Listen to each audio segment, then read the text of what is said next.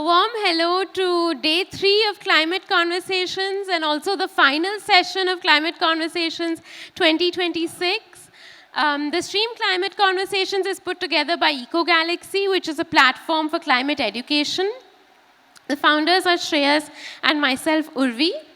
And essentially, it is our dream to build a nature-rich future for ourselves, as well as the rich and the beautiful, life-sustaining biodiversity that we are so lucky to share our planet with. Before I introduce the speaker, EkoGalaxy begins each session with an acknowledgement. The land on which we gather, and for many of us, the land on which we live, once belonged to our city's rocks, trees, insects, birds, and countless other living beings that are indigenous to this land. We acknowledge this in the spirit of solidarity, humility, and a respect for our shared existence on the planet. All right, so the very final session of Climate Conversations 2026 is very aptly coexistence and community, empathy to action. It's a session brought to you by the fantastic Abodh Aras. He's the CEO of the very popular, the extremely successful and effective in their work, the organization The Welfare of Stray Dogs, a pioneering Mumbai-based animal welfare NGO. With over 25 years of leadership, he's played a key role in transforming the city's approach towards the care and management of its street dog population. A former corporate professional, he brings a unique perspective to how compassion, civic engagement, and professional management can come together to create lasting social change. His book, My City, My Dogs, introduces children to the street dogs of Mumbai. He was a recipient of the Rotary Club of Bombay's Social Service Award and the Free Press Journal Angels of Mumbai Award. So without further ado, everyone, please join me in welcoming Abodh Aras to the floor.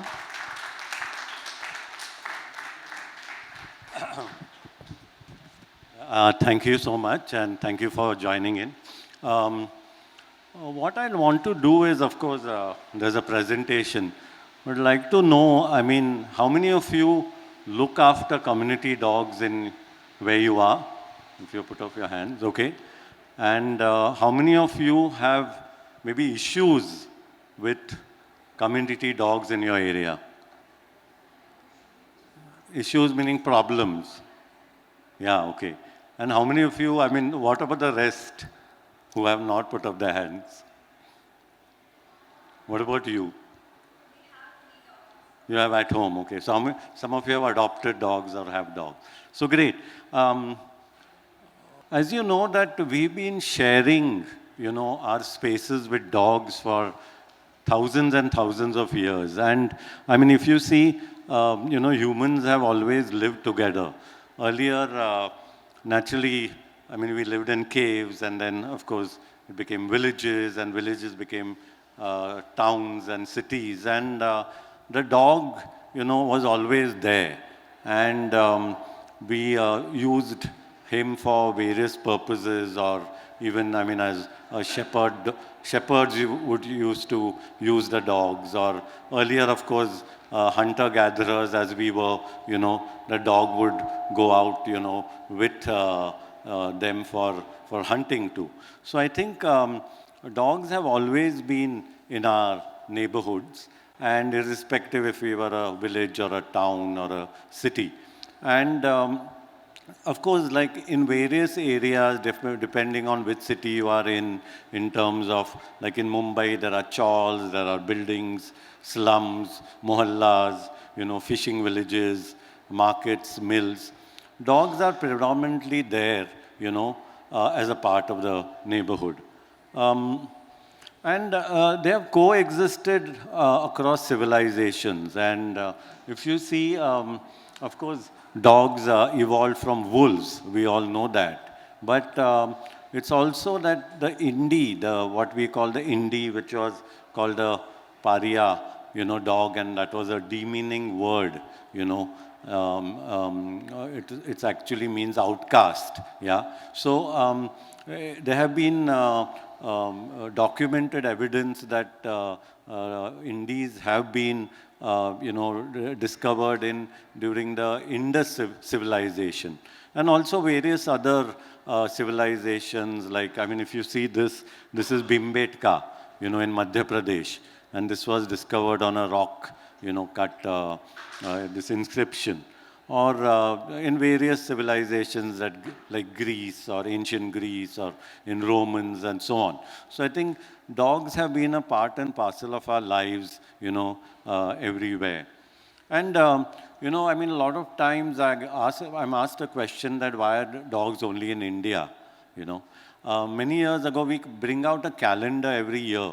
And we brought out a calendar which was called Street Dogs of the World. And there were dogs not only in our Southeast Asia in terms of Sri Lanka or Pakistan or Bangladesh, but even in South America, in Spain. And we had featured dogs from community or street dogs from all over the world. So they are naturally found, in all developing countries. So, as you know, I mean, all of you would have read right now, there's a whole debate going on street dogs or community dogs, and the Supreme Court has been hearing a lot of parties, pro and anti-dogs. But what did we do before with the dogs? Okay, so this is a report of the Committee for the Prevention of Cruelty to Animals in 1957, based on which the 1960 Prevention of Cruelty to Animals Act was passed. And in that, dogs used to be killed in the most horrible manner. So till 1994 in Mumbai, they used to be electrocuted. Till I think 1995 in Chennai, they used to be poisoned and electrocuted and drowned.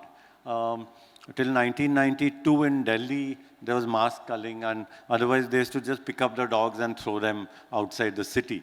And all these different horrible, methods were used to kill the dogs. But what happened was that one realized that killing of dogs has not helped in bringing down the objectives of killing them. What do you think were the objectives of killing dogs? Anybody? Sorry? Rabies, yes, and reduce their population. So those were the two main objectives. And in Bombay, we documented that pre-1994, for 10 years, they would have killed about 147,000 dogs, just in 10 years. And rabies deaths did not go down. So they lingered between 50 and 60 per year, humans dying of rabies. And I don't know if anybody was there the other day in the panel discussion. I was talking about how in Mumbai, during the British time, in 1832, the Parsis actually rioted to stop the killing of dogs. So historical evidence clearly shows how dogs used to be killed from the late 17th century, and it was something that we inherited from the British. So I think, any idea why dog killing did not help in bringing down the objective of bringing down the, and remember, these are 200-300 years of killing, all over the country in various ways that I showed you before. So why do you think it didn't help, it didn't succeed? Sorry?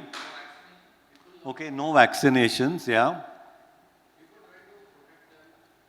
Okay, but there's evidence that about 147,000 were killed in Mumbai in those 10 years. So they would have still, you're right, what happens is that, I forgot to show you that, can you see these two little tokens? So what used to happen is that if a dog had to be caught, a dog that has been roaming around, it used to be taken to the killing pound and kept for 3 days. And if nobody claimed it, like you said, if I liked a dog, then I could go and claim it, And then they used to give a token, and a rabies vaccination used to be given. And then it was called a billa. And then the dog used to not be caught again because it was vaccinated against rabies, yeah? But the rest were caught. Or if suppose by mistake your pet was caught, it was straying out and it was caught by mistake by the municipal corporation. So this is what was the method of, rabies control as such used. But one more reason that it did not work is that street dogs are territorial, yeah? And that's why today also killing was a tool of removal. Whether people tell me that you like dogs so much, why don't you take them all home? Or somebody says that let us pick up the dogs and throw them outside the city. Or they are killed. All these are tools of removal. And the moment you remove dogs from an area, other dogs come in and multiply. And remember that these are dogs that are new to the area. They don't know the people. Because like I said, that they recognize familiar people. Your area dogs will recognize people who are there. And they also maintain the neighborhood stability. So when you remove the dogs in terms of whatever you do with them, whether they are killed or put outside, other dogs come in. And that's what disturbs the stability of the area. And, dogs also act as warning systems. There was a police commissioner in Mumbai many years ago who said that in areas where there are street dogs, there are less robberies, So they all act like early warning systems. And also they are scavengers, so they reduce organic waste. Not only dogs, of course, cats and crows and so on. So all the waste that we create, they are scavenged by that. And there's a clear evidence that, in 1994, Surat decided to kill all the street dogs. And then it was hit by a plague. So what happened was that, of course, the rodent population actually started coming out. So that is the correlation that was there. That it may not be that dogs were killing rodents and that's why it didn't happen, but because the dogs disappeared, the rodents came out and plague struck. So these are, urban, ecology which then gets disturbed. You'll be surprised to know that in Mumbai, where we do work now, and I don't know about Hyderabad also, I'm sure, wherever there are now dogs that are sterilized in a big quantity, in the sense percentage, the cat population has jumped, So again, we're trying to, control one species, and now we are sterilizing more cats than dogs, So that is what happens. Why are they still on the streets? Because you said, you'll ask me that, now you're sterilizing the dogs. But please remember, there's a difference in 300 years of killing to about 25 years of sterilizations, which anyway have not been really done in a lot of cities and towns in India. But like I said earlier, they're there because of garbage. They are pets of the underprivileged. I have met thousands and thousands of people who in different occupations, like it could be the panwala, the boot polish wala, the hawker, the restaurant owner, the slum dweller, who looks after dogs. And I'll give you some examples. Like this lady, she's a beggar. And the only companion that she has is the dog, who's sitting with her, going around, and she's living on the street, trying to make ends meet. And these are some of the examples. So there was this guy called Arvind, okay? He was a boot polish wala, a shoe shine man. And he lived outside a theater called Aras in Mumbai. And he loved films and he loved dogs. So whenever there was a movie released at Eros, and he had a dog, he used to name the movie after, he used to name the dog after the movie. So he had a pretty, because a pretty woman. He had a James because of James Bond, you know. And then suddenly Eros Theatre became a Hindi movie theatre. So that time he had got these two dogs and he named them Ritik and Amisha because there was a movie called Kaho Na Pyar Hai released, you know. So, and he lived, unfortunately, he passed away many years ago. Luckily, his dogs lived a good life and passed away. But so there are thousands and thousands of stories, and I'm sure you know a lot of them in Hyderabad too. Or this lady who's a rag picker, you know, had two dogs and she brought them from somewhere and named them Chaupati and Baikala because they are two areas of Mumbai. So I said, इनका नाम क्या है? Chaupati Baikala. क्यों? क्योंकि एक बाइकला से लेके आया, एक चौपाटी से लेके आया. So, or this dog, which we call Traffic, used to actually help the traffic policeman. This is a very, very prominent junction in Bombay in an area called Fountain, the Flora Fountain, if you've heard. And this was a time, of course, please remember that it was not easy. They used to write challans. So it was not the photograph of, you know, taking, the fining you was not there. So what this guy used to do, they used to feed him. And traffic used to, whenever they used to haul up anybody for a traffic offense, he used to go there and stand in guard as if he's also a traffic policeman. And they used to tell me that a 100% last janam mein traffic policeman tha. So, and this is a shoe shine man at a prominent station in Churchgate, called Churchgate. And he used to look after this dog. His name was Vijayan. And he used to look after this dog called Rani. And she lives there she lived there for a long time. And even police stations. So there was this assistant policeman, sub-inspector. And there used to be this dog, and now if you can see here, he was about 17 years old. But they used to tell me that whenever he lived his life at the police station, he was brought there as a puppy. And whenever they had to go out on the beat, this fellow used to go out on the van, roaming around with them. So even the police used to actually require a security person, you know, to help them. And this, I gave this example of this dog called Dhoni. Okay, so this dog was called Dhoni, and this lady lived in a slum in about an 8-foot by 8-foot kholi, a room. And they had 2 dogs, 3 cats, and her husband and 2 children. And if the husband used to go to work, and if he had to, she had to go out for, a little time to buy some vegetables and all that. Dhoni used to I have a photograph of Dhoni sitting there. I'm peeking into the hut, and Dhoni sitting there, and the baby there, and she left the baby.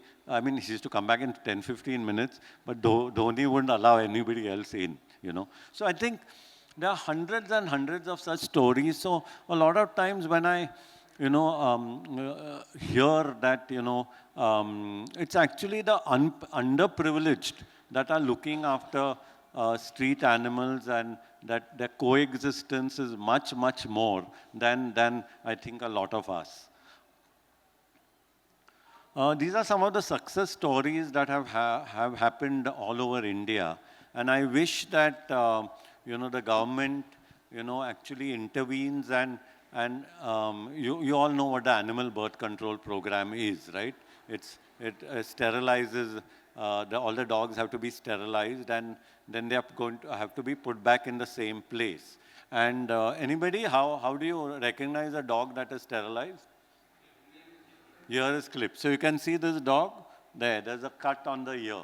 So if in your neighborhood dogs have not been sterilized, if you see dogs whose ears are not cut, please, contact your local municipal corporation. And I think you need to be a little more vociferous in that, because you can't just let them say that, we can't do it.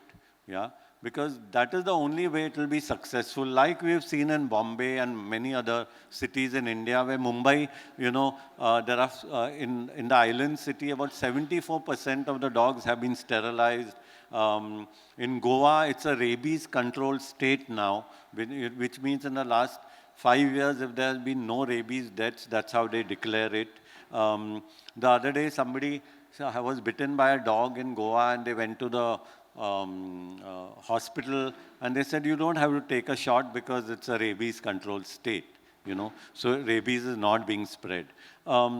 In Jaipur, there's a clear reduction of dog bites and rabies, and about 70% of the dogs have already been sterilized. In Dehradun, Lucknow, recently about 70% have been sterilized in a very targeted, driven manner.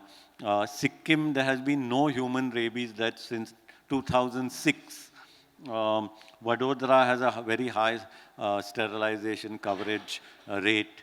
And in Bengaluru, what they have done is that individuals in various areas have formed groups, and they ensure that all the dogs, so these are micro groups, and all the community dogs, they take responsibility of getting them sterilized, vaccinated every year, and if there are injuries and so on, they ensure that that is done.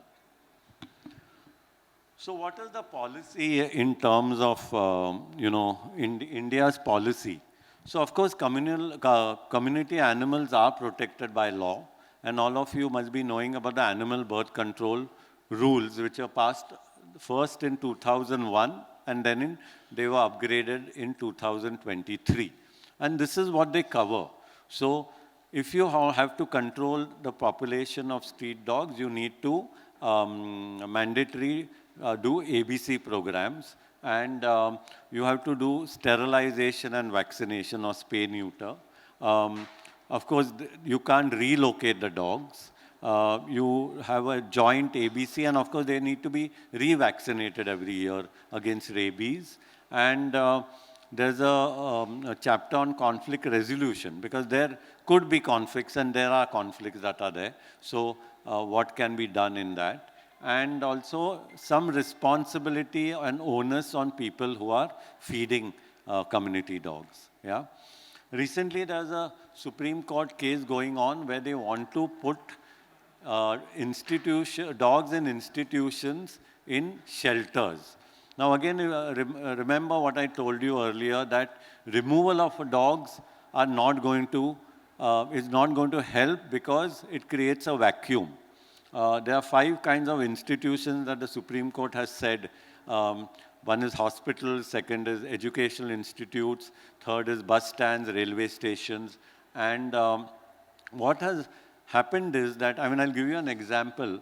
In Mumbai, in a big public hospital, there were about 15 dogs. And during COVID, I don't know if you remember, the first thing that they did was that they thought animals are spreading COVID, or dogs are spreading COVID. So the municipal corporation picked up all the 15 dogs and brought them to us and saying, now you keep them. And then sooner, in like 7-10 days, there is enough evidence that they do not. But they remained with us for about 2 months. And by then, in that hospital, there were other dogs that came in. So instead of 12 dogs, now there were about 24 dogs, So that's why, unfortunately, not only removal, of course, there shouldn't be dogs in hospitals, but if it's not an enclosed space, there are going to be. People give food and so on. But unless and until if they are removed, other dogs are going to come in. And unfortunately, like the Supreme Court has said, that they all should go into shelters, which are not there. And the amount of money that would be spent on these shelters is going to be humongous. If there's money, that will be spread. You've read about how dog killing has been happening in Telangana in the last, 15 days. About 900 dogs have been killed, So I think, unfortunately, what happens is that knee-jerk reactions happen, and then, which are horrible and cruel, and it doesn't really solve the issue, and it actually takes you back, because in those same places, other dogs are going to come in and multiply. Maybe these dogs are already vaccinated, sterilized, yeah. So what has changed today, that there are why are we, saying that why are the dogs there in the first place? So of course, we've naturally urbanized. There's a lot of redevelopment happening. The other day, there was a girl from Hyderabad who said that, I looked after 4 dogs in my area, and suddenly they have demolished the whole railway colony.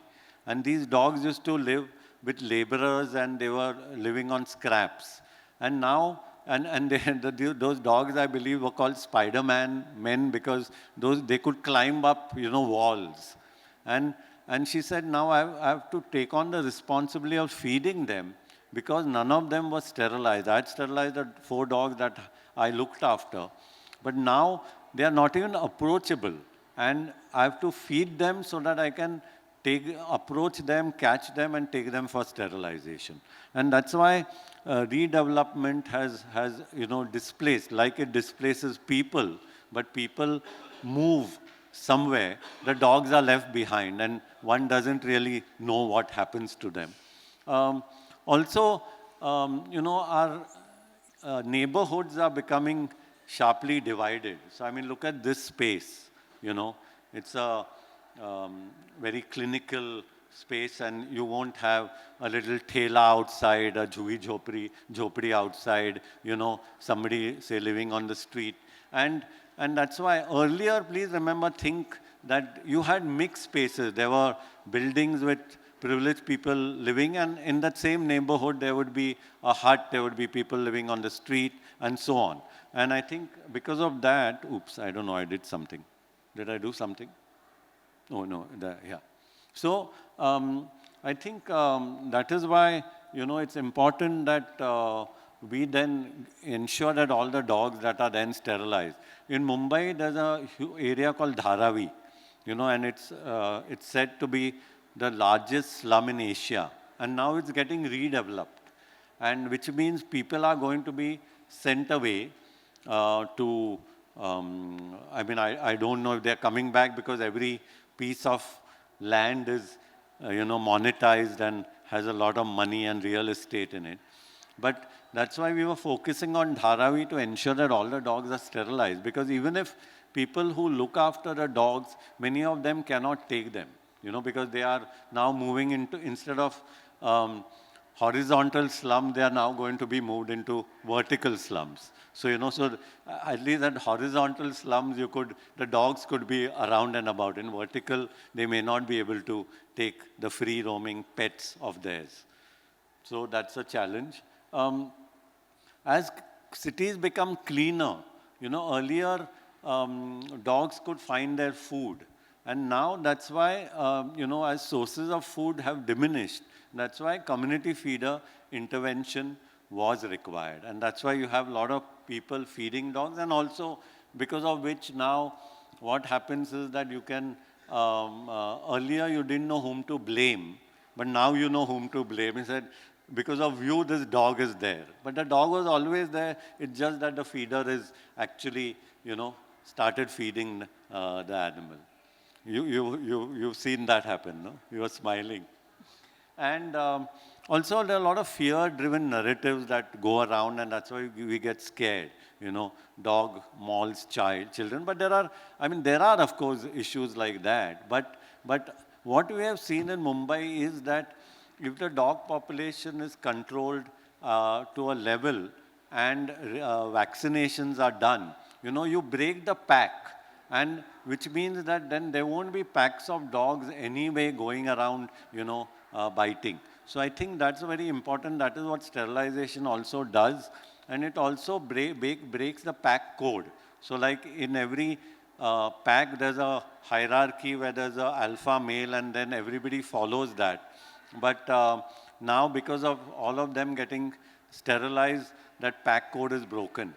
There's an interesting observation I had made years ago where we had sterilized first all the females and some of the males. And one female came new and she was on heat, and it was very funny to see males from other areas coming in and running behind. So imagine it was a very funny, I mean, if somebody else was watching this, they would have really laughed. Because imagine that there's a female, there's a gang of dogs that are not sterilized running behind that female, and I'm running behind them because to catch that dog. But the males that were already sterilized were looking, saying, what is happening, you know? So they were just sitting and watching this whole fun. So there it shows how actually if the dogs are sterilized, even this issue of them fighting over mating also does not happen where people can get bitten. People who feed dogs, I'm sure you need to be responsible. So there are a lot of do's and don'ts that are written, you know, also in the animal birth control rules. But choose times and locations when people are not around. Also, do not feed dogs where there are lots of people or, you know, where children are playing. And also what happens is that generally, if we are feeding a dog, okay, it gets habituated to get fed there. So if suppose I'm feeding a dog here, and tomorrow there's going to be, this space is going to be used for something, the dog is going to come here, you know. So instead feed a dog where there'll be minimal people and he'll be conditioned to go there. Of course, in his territory. So somebody said, no, don't feed the dog here in that corner, but feed him 1 kilometer away, that is not going to help. Yeah, so I think, and one should also think whether the dog, before starting feeding a dog, is it healthy? I mean, if it's healthy, that means somebody or the other is feeding it. So do you really need to start feeding it? I mean, a lot of times we feel nice, you know, but remember that then the dog is going to get into trouble because, you know, you're conditioning him or her to get fed at different points of time. I remember we had done a feeders workshop. And in that, there was a gentleman who said, you know, I started feeding dogs in an area and then moved to another area. And then I realized that somebody else was already feeding them and I didn't really need to feed those dogs. And they said it was better because it's just double, you know. And of course, he said, I don't have so much money to, because please remember, it does cost, you know. And right now, what is being said by the Supreme Court is that taxpayers' money is going to be used if shelters happen and the dogs are going to be put in. So right now it's all feeders who are doing it at their own expense. And I think if you do not have the time, and please remember that if you start feeding animals, dogs or cats, you need to do that for the rest of their lives because you are going to stop them from going around and hunting for food if there's food available. Which means I know sometimes what happens is that people start feeding and then suddenly they say, oh, now I'm going somewhere, I get transferred. So I think it's a responsibility just like you take of a pet that you will keep at home and, you know, till the pet is there with you, you'll take the responsibility, right? So it's like that. Also, sometimes, you know, feeding also leads to congregation of dogs. And I remember there were 2 dogs who used to know me well. I didn't feed them. But whenever I was there, you know, they used to be possessive of me and try and go and, you know, bark at others. And then I stopped going there at times when they were, it was a college area. So I stopped going there at that time because they were trying to protect me from God knows who. But, you know, but it was not funny for all the other people who they were, you know, barking at, you know. And any of you are scared of dogs? Good. You'll be surprised that my wife is petrified. Okay, so I mean, what happens is, and it's not that she has ever been bitten. Sometimes fear is irrational, you know. So it's fine. I mean, but one thing is that she doesn't want to harm them. As long as a dog doesn't go and jump on her. And of course, with me walking on the road and touching every dog, and she would want to stay behind. But as long as she says, I mean, live and let live. And of course, I use all her resources for the work I do. So it works that way. But it's okay to be scared. I think at this age, you know, of course, I'm not saying you're old, but at this age, it's difficult to change. but children change immediately. So we have had kids coming to our center who are scared of dogs, and we tell them, don't worry, you just sit here, you don't have to do anything. Then after about half an hour, they say, can I touch that puppy? And then we take the puppy. And then they are out walking dogs and then don't want to go. And so imagine the change is so instantaneous. I wish we were like that, not only about dogs, but a lot of other things that are happening in our country. And this is a good, remember that it's not only about dogs, it's about us. Yeah. So all that is being done in terms of, say, sterilization, vaccination, let the dogs be, let them be in the neighborhoods, don't take them away, don't put them in shelters. It is all for a reason. And this is because there's a national action plan for rabies elimination that has been drafted by the Health Ministry, and which ensures, and what ensures is that the human rabies deaths are eliminated by 2030. And the plan, I hope it works, but like I said, there's a start in terms of many city, like in Mumbai also last 3 years, there has been no rabies deaths. So I think the idea is to have mass vaccinations covering 70% of the dogs in that city, which will then lead to a good number of dogs being vaccinated, and because of which then rabies will get eliminated. Of course, that's not it. It's also to do with animal birth control, not removal of the dogs, putting them back in the same place, a proper PEP, which is a post-exposure prophylactic vaccine available in various hospitals and in centers. Anybody is bitten by a dog? Everybody was very, very nice children who never... when I go to schools, out of a class of about 60, at least 10 have been bitten. And of course, children never lie. And I ask them, what happened? Oh, I went and, pulled a tail, this thing. One odd one is just, of course, I'm not saying that all dogs are holier than thou, but generally it's a provoked attack. But none of you have been bitten. What happened? By a pet or a...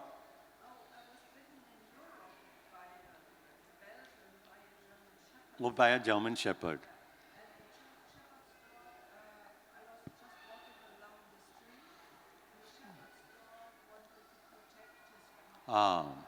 So she said she was...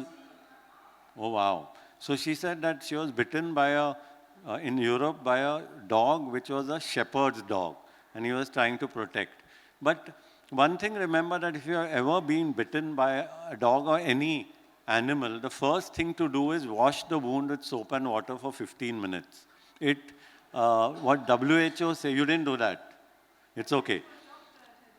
Okay, that's fine. But this is something that you have to. Abodh said just wash the wound with soap and water and do nothing else. No.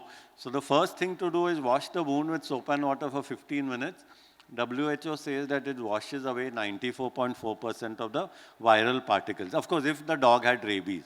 Otherwise, nothing anyway would happen. The second is to put an antiseptic, anything like iodine or povidone. And the third is to go to a doctor and take the post-bite injection shots and the whole course. Earlier it was 5. Then I think they realized that people are not taking shots because it's day 0, 3, 7, 14 and 21. Did you do that? Only one. But maybe Europe it was... because it might be a rabies-free, so... Tetanus. So they'll give you a tetanus, but because Europe is rabies-free, that's a different protocol. But in India, now earlier the shots used to be intramuscular, but now they've reduced the number of shots and made it 4, and which finish in 14 days, and it's intradermal. But that only in municipal hospitals. But if you go to a normal doctor, they'll still give you the intramuscular 5-course injection. So please take it, because rabies is highly preventable but not curable. So one needs, and that also if the dog had rabies, but you can't wait till you discover the dog has rabies and it died. So you have to start the shots immediately. Yeah? And um,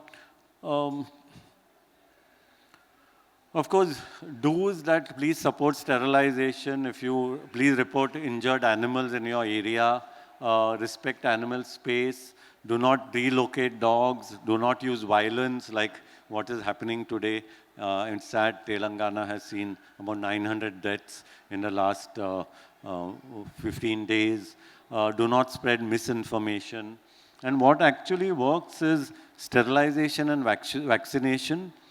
Community caregivers and feeders are very important because they actually ensure that the dogs can be caught and for sterilization and vaccinated every year. And always is better to have a dialogue than, on conflict. I'm sure in everything. So,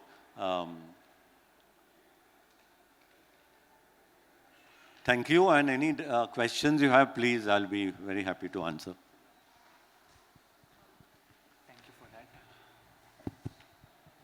Yeah. Oh, I forgot. I'll just leave you with this. Look, you can see this dog. Yeah. So he has an interesting story. And I think, he is a dog that belongs to everybody but belongs to nobody. He lives in a little lane in Mumbai.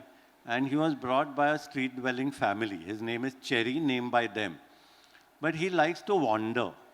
So he wanders at least maybe 5-7 kilometers anywhere.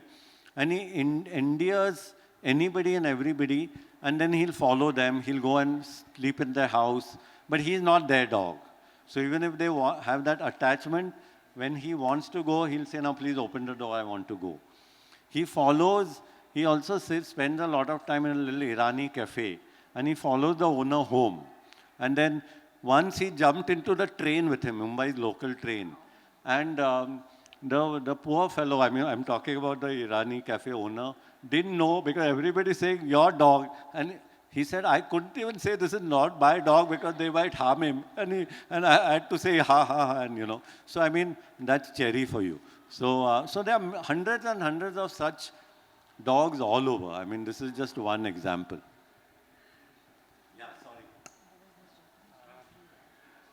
So, yeah, like I said, I'm afraid of dogs because it's not like I don't know what to do. If they bite me, you have given the precautions and all. So one question is, so the vaccinated dogs, they do have cut on the ear, right? It must have been painful for them. So is there any alternative solution for that? So good question. See, earlier, the method, the ear notch, what is called, has been happening for the last 15 years. Before that, some organization used to brand, which was more painful. We used to tattoo.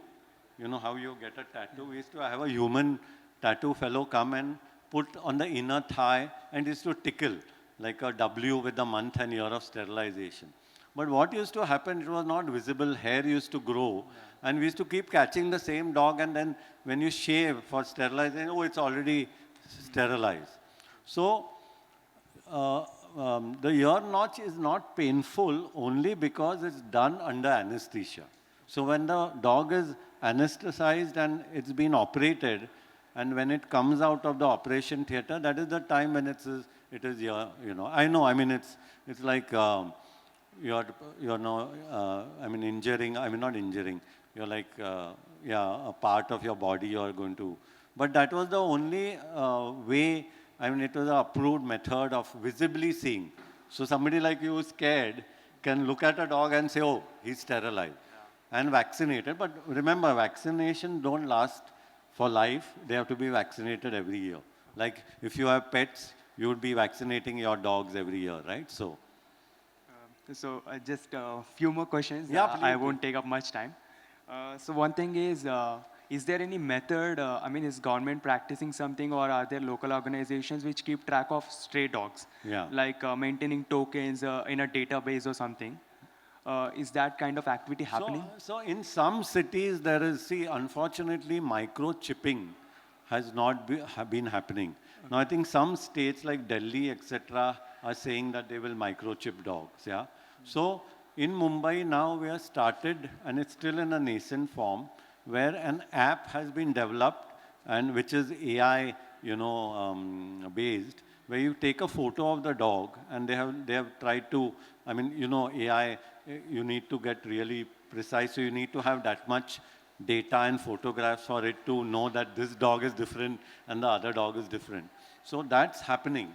But in other places, rudimentary basic data is available, where it's all Excel driven or based, It's like, so if I want to know how many dogs are there in my neighborhood, I vaccinate the dogs every year, and that becomes the data. I put it down, and I've seen, like, in an area, everybody has heard of Mr. Ambani.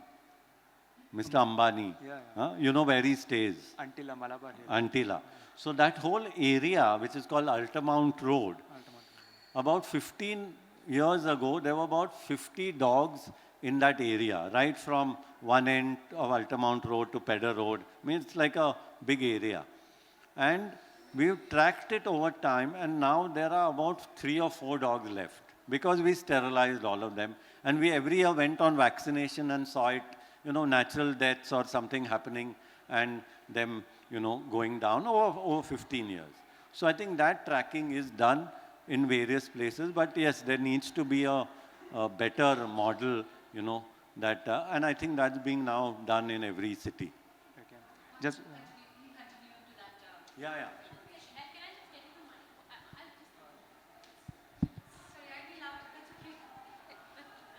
Sorry, and thank you. So while you say that the number of dog population has come down in that one particular street, dogs are territorial. Don't the other dogs come and take up that space? But what happens? Yeah, I mean, good question. What happens is that, I'm sorry, I don't know Hyderabad well, but I'm just imagining Banjara Hills and what's next to it? Jubilee Hills? Jubilee Hills. And I've sterilized all the dogs in Banjara Hills and Jubilee Hills and Begumpet or whatever. And anyway, the dogs, both the places have stabilized and gone down.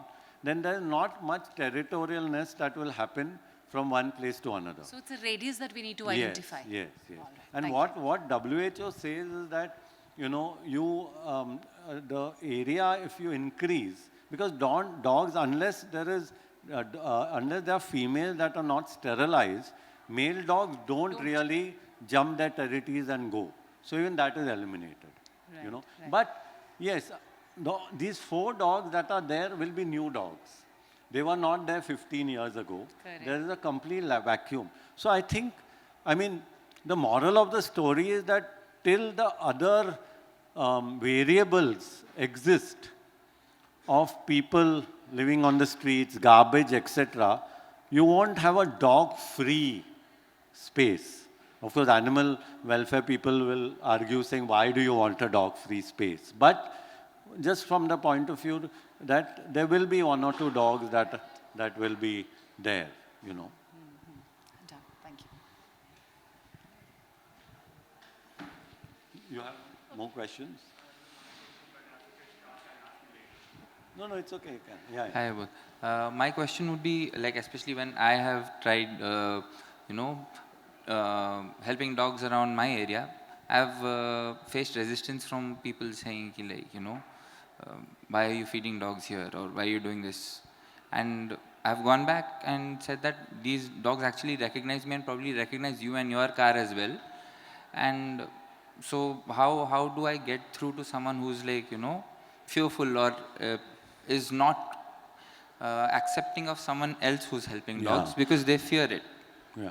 So, I've been on these various committees that go to solve these conflict, there's a rule 20, I don't know if you have seen, of the animal birth control rules, that if people in a society don't agree, if people in a society don't agree, then a committee is appointed and one goes and puts feeding zones. So, I think it's not easy, but one is that how many dogs are there, and where are you feeding them? Because if they are being fed in a space where the person thinks it's a threat, then that person's mind is never going. Like, imagine him or my wife, if you're feeding it outside my door, say, you know, the dog may not have done anything to me, but I'm scared. So I'm not going to be stepping out when I'll say, oh, you know, thanks to this guy, the dogs are there, which may not be true. So I mean, how many dogs are there, and so is it a gated community? No, it's not a gated community, it's a township. So what has I've also seen a lot of dogs being taken vaccinated and sterilized and dropped back. And recently I've seen a lot of people giving them high-vis collars. Okay. So it's not just me, there are a lot of people. And I know of like these few characters, as in like there's this old, not really old, like this Russian lady who comes and like she sings to the dogs and she feeds them. There's this guy on a cycle who comes and feeds biscuits. I've seen him around. Then there is another guy called Gurmeet who drives around in his car, and you know, he has a bag full of pedigree at the back, and he goes and feeds. So it's not just one person at one location.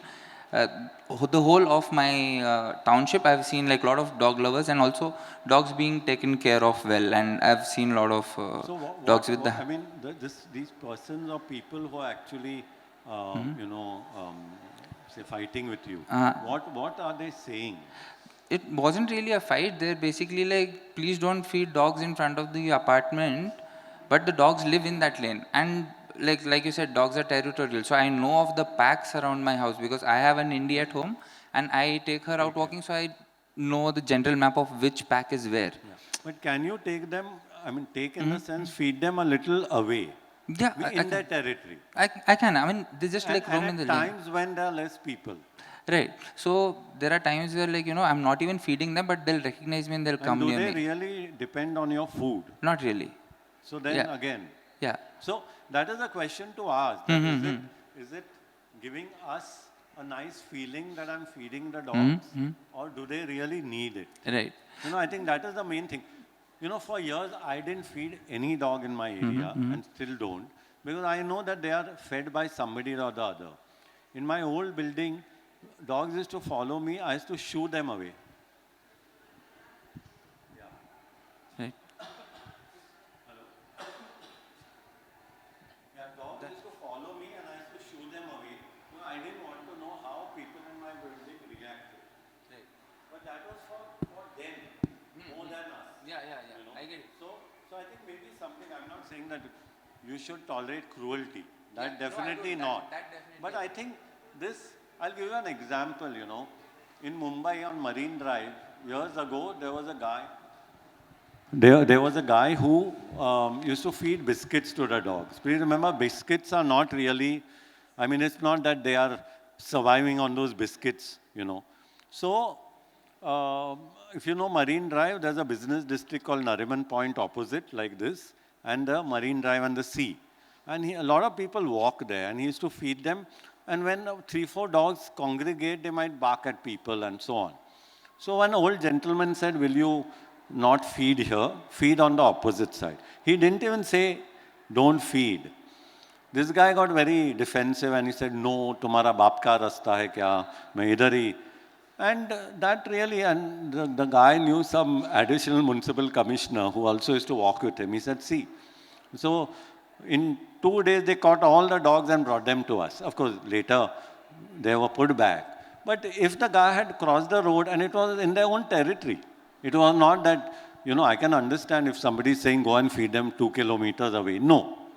But, you know, he could have done that. So sometimes both, you know, one needs to think of what is better for the animal than what is better for our ego.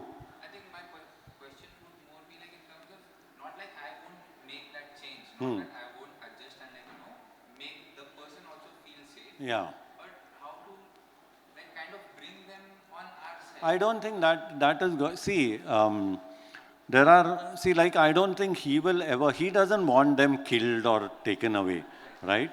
But he's going to be fearful. So bringing on your side, meaning he is on your side saying that live and let live, but I'm scared. As long as the dog doesn't affect me. So. Maybe like to try to make them feel safer. Yeah. That, like, what we are doing Yeah. But sometimes phobia, I mean, you know, for years I used to get calls about one guy who had phobia of rabies. And the kind of things he used to say, Arey, but a dog is there and what if he bites me? And I said, no, that dog is vaccinated. No, no, but what if rabies flies through the air, which is not. So scientifically now, so I couldn't really, you know, because it is a fear. So, Are you okay to take one or two more questions? We'll take together. Yeah, in my neighborhood there are a few dogs, a pack of 5 absolute sweeties. Um, these dogs, there are quite a few families in the neighborhood that feed leftovers to these dogs. So to what extent do we have to follow the guidelines on responsible feeding in this case? so I mean, one is that are they sterilized? Do they vaccinate Yes, they do them? have clipboards, yeah. So, I mean, the guidelines would be that to feed them a little, you know, where there are less people, less children, you know. I mean, sometimes you can't have that, you know, I mean, there might be a space where nothing works in the sense that there will be children, but at intervals or timings that are more suitable that there are less people around. But where do they feed them? Yeah, as mostly off to the side and little like where there's less foot traffic. So then, I mean, that's okay. But like we can't exactly we aren't really feeding them every day, or we're not making. Yeah, so that is but then do they only depend on them? They might be depending on other people. No, I'm fairly sure they hunt. Hmm? I'm sure they hunt. They hunt. So yeah. So that's why, I mean, in one of my slides, I've said that look whether the dog actually requires food, you know. In Bombay, some of the areas, I think the dog should go on a diet because multiple people are feeding them. And they are nice and healthy, you know. So, but you know, they must be feeling good. It's a whole thing of, and it could be religion, a culture, that, which is okay because dogs are, I mean, very frankly, better than the pedigree that is given. Two questions together. Yeah, yeah. Sir, my question is that some dogs are very aggressive. So removing them from their territory, will that work to make them less aggressive? And also one addition question, why few dogs are being more aggressive than few, like they run after bikes and all, and few are just sitting there and being a good dog? So there are two questions. One is why do they run after bikes? Now, dogs have evolved from wolves. They have a chasing instinct. That may not be aggression. It is play for them, not for the person on the bike or not the person who's running. If you ever, I mean, I've done this. If you stop, you know, say, I mean, it's easier to do it in a car because you feel safe. I mean, somebody telling you on a bike, just wait. You say, Arey Baba, what if the dog comes and bites me? But that's true that if a dog is chasing and you stop, the play is interrupted and the dog goes away. Even when we tell children that if a dog is chasing you, stand still, don't run. And don't look into its eyes and, you know, they feel threatened and so on. So I think, of course, it's a different situation when a pack of dogs chasing. Then this may not, you know, this thing. But I'm saying one dog chasing, you're saying not others. It could be a hierarchical thing. That dog could be a alpha male and so on. But aggression, so that's not aggression. But there could be dogs that are aggressive. So then it depends on now, you're not going to know why the dogs have been aggressive, you know. So there's a guideline which is there clearly, which is put in by the Animal Welfare Board, that if some dogs are aggressive, they need to be taken away, put into a shelter, checked, and ensured that sometimes what happens today is that a lot of people knowing that if you say a dog is aggressive, they are going to be taken away. So a dog is biting, barking or something and it's taken. And then I think a behaviorist checks that. And when a dog is not aggressive, then it's put back. But if it is, then it's not put back, you know. So I think That is the thing. And sometimes what happens is that because of one dog, all the dogs get a bad name, you know. So that is the solution.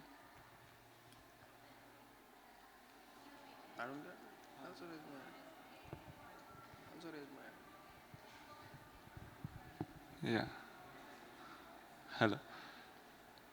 Yes. So I have few questions related to sterilization. Like, yeah, it's mostly around that. So how is like killing the dog is, I think it's not okay. But again, is sterilization is ethically okay? How is it ethically okay? And So how does it affect dog after sterilized? Like, because it will expect babies out of it.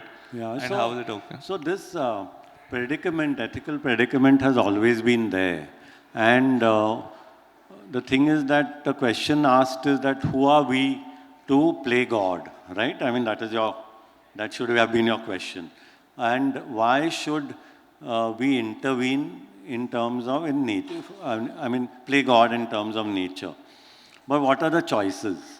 So remember that when we stopped, WSD was a pioneer in stopping the killing of dogs. And if we had told them, don't kill, but we won't do anything, you think they would have said yes? Meaning, so either then unfortunately there's a choice that whether one would allow the municipal authorities to continue to kill dogs or do sterilization. Because it's a scientific, I mean, you look at papers and all that, and WHO and WSPA and all those papers are very clear that it works. So the predicament is that, like in 1994, with facts and figures, we told the municipal corporation, killing has not worked, rabies has not gone down, population has not gone down, so much money you have spent in killing. So they say, okay, what is the solution? So we said, no, we won't do anything. We don't want to play God. Let this continue. Then what? So the choice was between, either killing or sterilization. So that is the ethical dilemma that one had to take and continue. Your question about what happens, generally I've seen that some dogs, there are hormonal issues.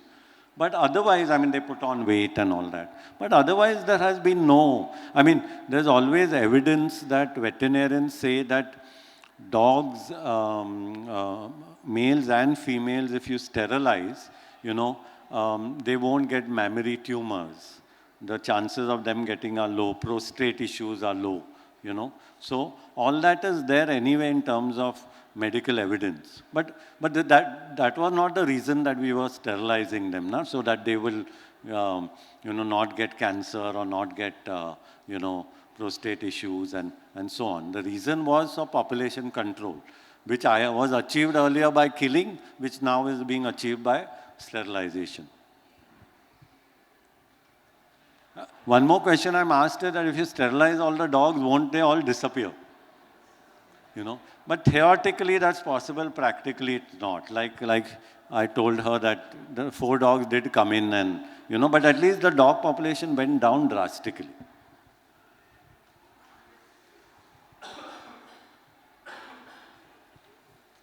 Thank you so much for the last session, and you spent your time, and thanks a lot.